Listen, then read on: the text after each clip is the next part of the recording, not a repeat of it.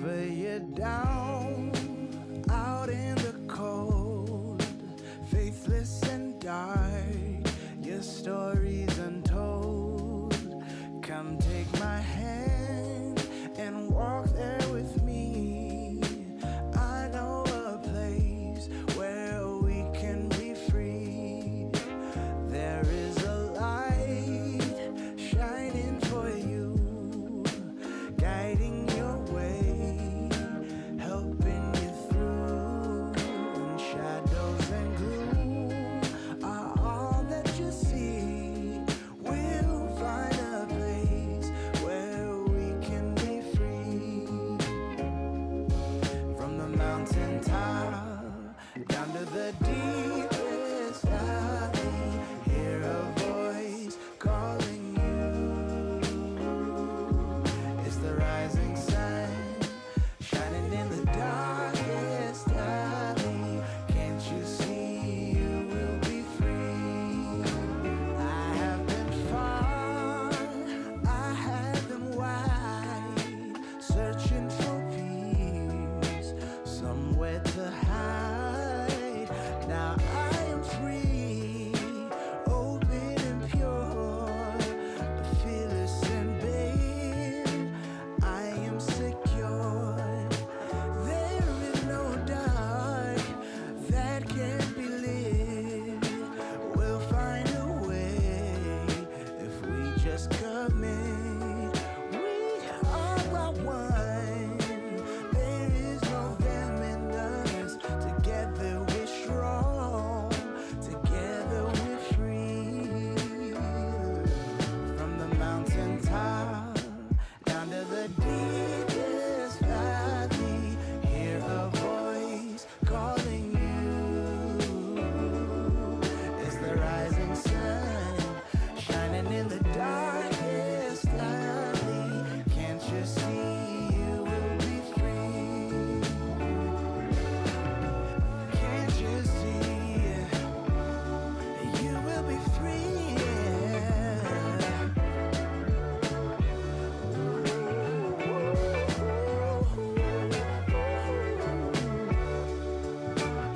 You will be free.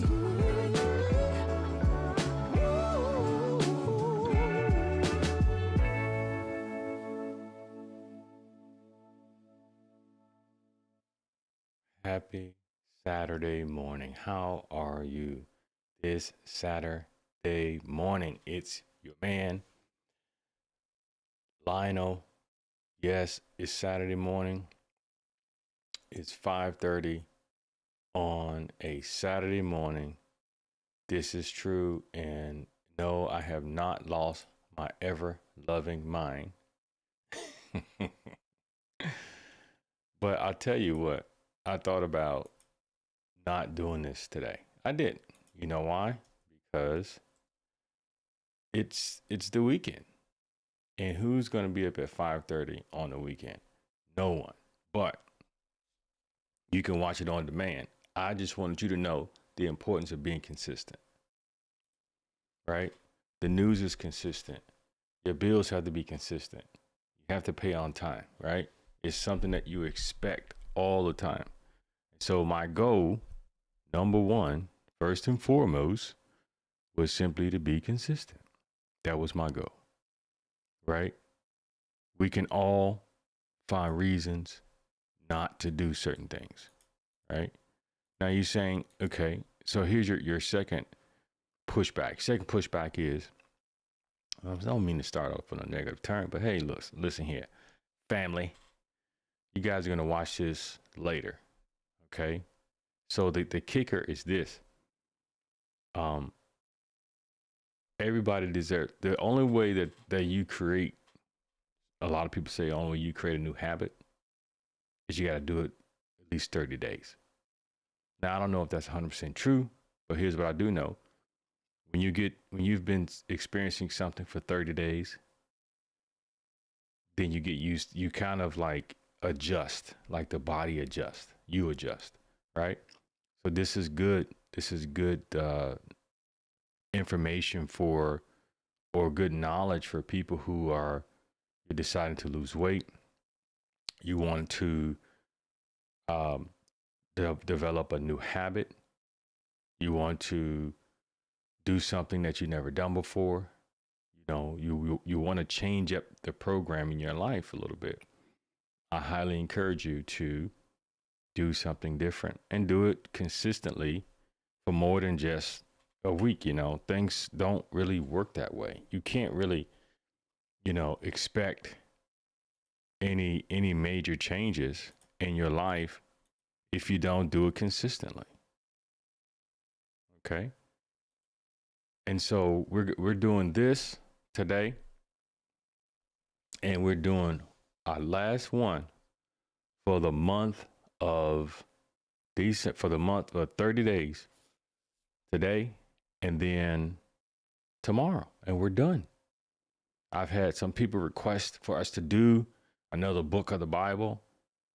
I may do it. I see what the Lord says, right? My schedule is going to get berserk in January, so I don't know. We'll see. But that's we'll see what the Lord says. Okay. All right. Good morning. Good morning, Nando. When you blow up, don't forget your biggest fan. No, man, you good. Yeah, man. You're. I ain't blowing up, brother. I'm trying to be faithful. Man. That's one of the things that I've learned about life, right? When you like doing something, when you enjoy doing it, you need to stick to it. You got to stick to it, even if it's challenging, right? Nothing happens when it's not challenging, right? When you do things that doesn't give you a challenge, it ain't worth the time because you're not growing from it. You know what I mean? You won't grow from it. And in my almost 50 years of living now, I'm just saying, man, like I've learned the hard way that you have to be consistent, brother. And hopefully people that are watching this on other platforms, you have to be consistent. Um, because if you're not consistent, then you never know what could have happened. People, at least in my line of work, what I do, I'm all about, I help people. I help people. Okay. What does it say? All right, bro, they would rather pay for body work. Jim, boy, get out. Man, let me tell you something. I know that's true. So true. So true. I can't tell you why I know that's true, but people would do, they rather do something else rather than put in the hard, decent work. So, man, for the sake of time, because I know we were hosting a party today at the house, so I definitely have myself busy today, but I want to share this, man. St. Augustine said this: the world is a book, and those who do not travel only read one page. The world is a book, and those who don't travel only read one page. You know what this tells me? This tells me that if you don't get out and see the world, you're gonna miss a lot of things because life is not promised. Life is not promised. Our days are not promised. We never know what another day will bring. Another day would bring. All right. Bless you, brother. Bless you, my man. Have a blessed day. Happy holidays to you, man. Stay safe out there, okay? Bless you, okay? Thanks for coming through, brother. Always. I just want to say this. What this text gets at today in Proverbs, actually, let me go to the text. How about that? Proverbs 30 is really an interesting text because it deals with the human limitations, right? That's what the text deals with, okay? So I'll run through just a few texts real quick, and then I'll move on because I know it's early Saturday morning. Okay. Verse 3. Actually, let's go to here. Verse 7. Two things I ask you. Do not refuse me before I die. Keep deception and lies far from me. So this text in Proverbs 31 is very, very interesting text because it really starts off super negative. Is actually written to it. The names are written here. The son of Agur, of Jachin, the oracle, the man that declares Ithiel to Ithiel, Ukiel. So these are a lot of very complicated names at the top that you probably not aware of. You see right up here, a lot of complicated names right here. This is what I'm reading at. Okay. And it starts off very negative. Surely I am stupid than any man, and I do not have the understanding of a man. Neither have I heard wisdom, nor have I knowledge of the Holy One, who has ascended into heaven and descended, who has gathered the wind in his fist, who has wrapped the waters in his garment, who has established all the ends of the earth. What is his name? Who is his son? So if you look here, this text, it's very technical, obviously, but it's really getting at the human limitations, right? That's what this text is getting at. So look what it says. That I not be, so he's saying here, no, in this first text, he's saying, I don't have wisdom. I don't have knowledge. So think about the person who's able to say what they don't know. What they don't know. They have human limitations. The ability to say that I don't have the wisdom that I need, right, is critically important. And so I use this quote from St. Augustine, right? Once again, the quote says, the world is a book, and those who don't travel only read one page. Is because in your life, if you don't explore, if you don't acquire the right things you need to succeed, then you will be limited in what you accomplish. It's true, right? I remember watching this movie on Netflix called Short Game. You guys should watch it. It's pretty good. It's about parents raising professional golfers and parents from all over the world. And there was this one gentleman. He was from Los Angeles, and his daughter, her name was Amari something, but they were from Los Angeles, didn't grow up with a lot of means. And I remember he said a phrase that stuck out to me. They were interviewing him about the challenges and everything he has to go through to raise a professional golfer. And he didn't have a lot of money, didn't have a job that made a lot of money, but being a professional golfer, his mom, he had to travel and take his daughter a lot of travel, and he had to work extra hours and find different jobs and mortgage his house and, everything. Right. And he said this, he said, how does a C parent raise an A child? How does a C parent raise an A child? In other words, he knew that where he was trying to take his daughter to, he was limited in his ability to do that because he didn't know how to do it, because he didn't grow up with it. He didn't have anyone in his life who ever done anything like he was trying to do with his daughter. No one in his family. He just didn't know what to do. And as he made that statement, tears swelled up in his eyes, because you saw this man doing everything in his power to help his daughter go to the next level, but he didn't know what to do. So his experiences were limited.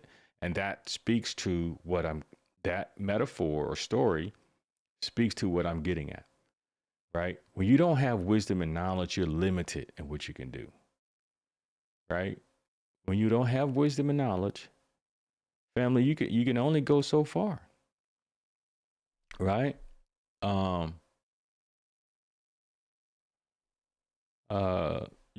can only go so far. Okay. Good morning, y'all. Good morning, whoever you are.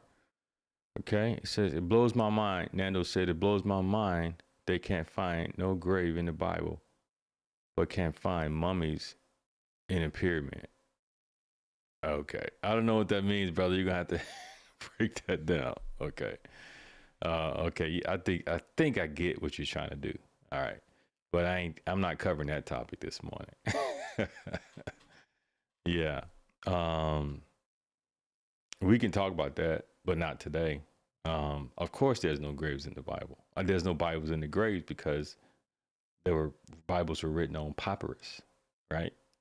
Got that? Like scrolls. They were written on scrolls, right? The great pyramids of Alexander, the great library of Alexander. Sorry, not the pyramids, but the libraries of Alexander. A lot of those things were destroyed, right, by the Romans. So anyway, that's another point. But what I'm getting at here is that your knowledge is limited by your lack of experience. And so when you don't have people who when you don't know what to do, your ability to accomplish things will be limited when you don't have the knowledge. Okay. I'm going to read this other text on the right side here that can give some more. I like to see because they say it differently in different ways. Real quick, and then we're going to be out of here. Okay. Let's see what it says here. It says the skeptic swore, "There is no God, no God. I can do anything I want." Now, again, this is on the left side, my left. This is or the New American Standard Version. On the right, this is the Message Bible. So it gives a more story-like depiction of this. Okay. In modern day language with metaphors that you and I can understand. So it says the skeptic swore. So it's a translation. It's a translation, not the. It's one of many translations. It says, "There is no God." The skeptic says, "There is no God. I can do anything I want. I am more animal than human. So-called human intelligence escapes me." So again, he's saying, I don't have wisdom and knowledge. I flunked wisdom. I see no evidence of a holy God.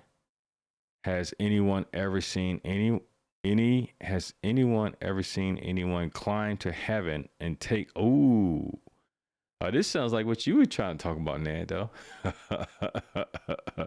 And grab the wind and control them. Gather the rain and bucket. Okay. Shake out the earth, the ends of the earth. Just tell me his name. Right. So again, right, this text is talking about this person really is struggling with believing in a higher power.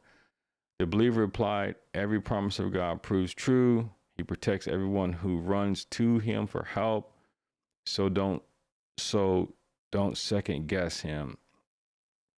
He may take you to task and show you your lies." Okay, but verse 9 says, "And then I pray, God, I am asking two things. Before I die, don't refuse me. Banish lies from my lips and liars from my presence. Give me enough food to live on." Now, you know what's so powerful about this? You know what's so powerful about that text? And I'm going to get out of here, man, because I'll go long. Good morning, y'all. Good morning, good morning, good morning. Please don't feel free. But you know what's so powerful about this text from the Message Bible from Proverbs 30? That text right there says, what do you want people to say about you when you die? What do you want people to say about you at your eulogy? I did a class not too long ago, a spiritual fitness class. And part of what the people were to do, the group, I asked them to do homework, to go home and come up with their life statement, right? Who are you? Why are you here? And I asked them the same question. What do you want people to say about you when you die? That's what this text is getting at here. At least the first part of it. One, we have limited knowledge, right? We can live our lives saying God doesn't exist. I can do anything I want to do. We can do that, right? But at the end of the day, there are things that happen in life that you and I can't control. You know that, and I know that. And so if you think that life in the universe, listen, there are 8 billion people on the planet currently. 8 billion people on the planet. I don't know I'm sure there is some scientists out there who's come up with how many people have possibly lived on the planet based on what you believe about the origins of the earth, whether the earth has been in existence for 10,000 years, which I think is absolutely bogus, or whether the earth has been in existence for 60 million years, right? However you believe that, how many people have been on the earth and died? Okay? The world keeps spinning. The world keeps rotating around the sun. Y'all need to think about this. And you think, and I think, the wisdom, the arrogance that we have to have, even for me to have. I'm coming to you, whole brother. The arrogance that we have to believe that the world is going to change under our watch, or that we got a grip on life, or we understand life more than civilizations gone by, shows you how arrogant we can be. Instead, wisdom says you realize right now that your life, your life is like a vapor. James, the book of James said that. Your life and my life is a vapor. Okay? All right, my brother, he says, when you die, that's when man was great.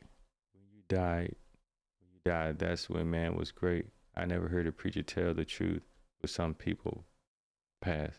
Oh, you saying at the eulogy. Hey, good morning. Oh, okay, good morning, Janet. Good morning. How you doing? Good to see you. Playing, you doing well? Thanks for coming through it. I'm up, I'm on the West Coast, y'all, so it's almost 6 o'clock in the morning here. Yeah, no. Yeah, you're right. Well, the word eulogy means to speak well. So, you know how it can be in some of our churches.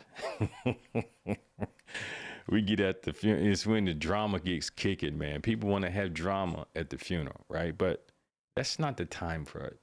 To eulogize someone is to speak good about them, right? That's not a time for you to bring up family drama from 50 years ago. you know, people like to do that, man. But that's pride. That's people got unresolved issues. People who are trying to make it about themselves. That's what I would say. But anyway, once again, Proverbs 30, and I'm out.